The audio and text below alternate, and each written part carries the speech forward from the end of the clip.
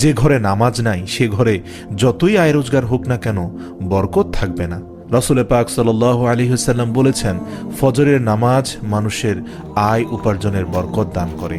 অন্য আরেকটি হাদিসে আছে 5 ওয়াক্ত নামাজের 5টি ফজিলত। 1, ফজরের নামাজ না পড়লে চেহারার উজ্জ্বলতা নষ্ট হয়ে যাবে। 2, জোহরের নামাজ না পড়লে রুজির বরকত কমে যাবে।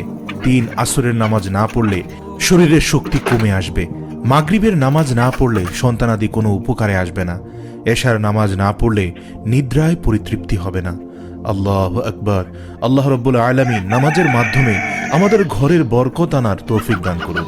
অতএব আসুন আমরা ঘরের বরকতকে স্থায়ী রাখতে মিথ্যা পরিত্যাগ করি, আল্লাহর শুকরিয়া আদায় করি, অপচয় থেকে মুক্ত থাকি এবং সাথে সাথে 5 ওয়াক্ত নামাজ জামায়াতের সাথে আদায় করি। আল্লাহ পাক আমাদের সকলকে বুঝার ও আমল করার তৌফিক দান করুক। আমিন।